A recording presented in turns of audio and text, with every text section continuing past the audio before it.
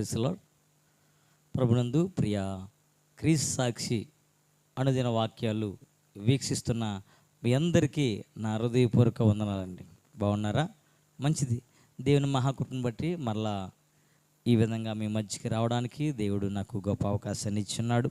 అందునిమిత్తమై ఆ దేవత దేవునికి నా హృదయపూర్వక వందనాలు తెలియజేస్తున్నాం. ఈరోజు వాక్యం మనమందరం కూడా ఆలకిందాం. యెషయా గ్రంథము 54వ అధ్యాయం 10-11 వచనాలు చదువుతాను, జాగ్రత్తగా ఆలకించండి. పర్వతములు తొలగిపోయినను, మెట్టలు దద్దరిల్లినను, నా కృప నిన్ను విడిచిపోదు. సమాధాన విషయమై నా నిబంధన తొలగిపోదు అని నీయందు జాలిపడు యెహోవా సెలవిచ్చున్నాడు. ప్రయాసపడి గాలివాన చేత కొట్టబడి ఆదరణ లేక ఉన్నదానా, నీ నీలాంచలములతో నీ కట్టడములను కట్టుదును, నీలములతో నీ పునాది వేయుదును. Praise the Lord. Hallelujah, hallelujah. ప్రియ దేవుని బిడ్డలారా, ఆదరణ లేకున్నటువంటి వారికి దేవుడి రోజున ఆదరణ కలిగే మాట ఇస్తున్నాడు, ధైర్యం కలిగే మాట ఇస్తున్నాడు. అదేంటనంటే, ఈ లోకము మిమ్మల్ని ఏ విధముగా కూడా అర్థం చేసుకోదు. ఈ లోకము అర్థం చేసుకోకపోయినా, నీ పుట్టింటి వాళ్ళు అర్థం చేసుకోకపోయినా, నీ మెట్టింటి వాళ్ళు అర్థం చేసుకోకపోయినా, లేదా ఇరుగు పొరుగు వాళ్ళు అర్థం చేసుకోకపోయినా, నువ్వు ప్రేమించినటువంటి నీ భర్త అర్థం చేసుకోలేకపోయినా, నువ్వు ప్రేమించినటువంటి నీ భార్య అర్థం చేసుకోలేకపోయినా, ఇదిగో నా కృప నిన్ను విడిచిపెట్టదు. దేవునికి స్తోత్రం. హల్లెలూయా, హల్లెలూయా. కాబట్టి ప్రియ దేవుని బిడ్డలారా, దేవుని ప్రేమించు, దేవుని మాటకు లోపడు, దేవుని చిత్తానికి లోపడు, దేవుని సన్నిధిలో మొరపెట్టు. దేవుడు అద్భుత కార్యాలు చేస్తారు. ఎవరైతే నీ నుండి దూరం అయిపోయారో, ఎవరైతే నిన్ను బాధ పెట్టారో, వారి ముందు దేవుడు నిన్ను ఒక హెచ్చింపు జీవితాన్ని ఇస్తాడు. Praise the Lord. హల్లెలూయా. కాబట్టి పర్వతములు తొలగిపోయినను, మెట్టలు దద్దరిల్లినను, నా కృప నిన్ను విడిచిపోదు.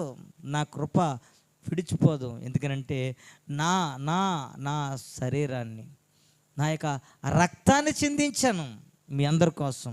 అపారమైన ప్రేమ ఈ లోకంలో ఎవరో చూపించిన ప్రేమ నేను చూపించాను అని దేవుడు ఈ రోజున సెలవిస్తున్నాడు. ప్రియ దేవుని బిడ్డలారా, అవును ప్రియ దేవుని బిడ్డలారా, చూడండి, ఒక నీతిమంతుడి కోసం ఎంతో, అంటే ఒక నీతిమంతుడు చనిపోతే ఆ యొక్క మరణం తట్టుకోలేక అనేక మంది ప్రజలు, ఆ ఫ్యాన్స్ అందరూ కూడా ఏంటంటే, అయ్యో నా అభిమాన నాయకుడు చనిపోయాడు, అయ్యో నేను ఇష్టపడే నాయకుడు చనిపోయాడు అని గుండాగిపోయినటువంటి వాళ్ళు చాలామంది చూసాం ఈ లోకంలో. కానీ ఈ ప్రపంచంలో ఒక పాపి కొరకు, కొన్ని పాపాత్ముల కొరకు చనిపోయినటువంటి వ్యక్తి ఎవరైనా ఉన్నారనంటే ఈ సృష్టిలో, ఈ ప్రపంచంలో ప్రభు అయిన యేసుక్రీస్తు వారు మాత్రమే. హల్లెలూయా, హల్లెలూయా. అంటే ఒక నీతిమంతుల కొరకు అనేక మంది చనిపోతారు, కానీ పాపాత్ముల కొరకు ఎవరు చనిపోతారా? చనిపోరు. కానీ మన దేవుడు మన పాపులుగా ఉండగానే మనందరి కోసం తన యవన జీవితాన్ని తారబోసాడు, తన యవన రక్తాన్ని చిందించాడు. ఎందుకని? నీకు పరలోక భాగ్యము చేకూర్చాలని, నిన్ను పరలోకానికి నడిపించాలని. ప్రియ దేవుని బిడ్డలారా, కాబట్టి ఈ వాక్యం వింటున్నటువంటి నీవు నేను కూడా ఆలోచిద్దాం, ఆత్మ పరిశీలన చేసుకుందాం. ఆయన కృప నిన్ను విడిచిపెట్టదు. ఈ లోకం ఎన్ని అనుకున్నా పర్లా, కానీ దేవుడైతే నిన్ను విడిచిపెట్టేవాడు కాదు. ప్రియ దేవుని బిడ్డలారా, కాబట్టి ఈ వాక్యం ఉన్నటువంటి నువ్వు నేను కూడా ఆత్మ పరిశీలన చేసుకుందాం, ఆలోచిద్దాం. ప్రియ దేవుని బిడ్డలారా, ప్రార్థన చేసుకుందాం. కళ్ళు మూసుకోండి. తండ్రి దేవా, నీకే వందం, నీకే స్తోత్రం తండ్రి.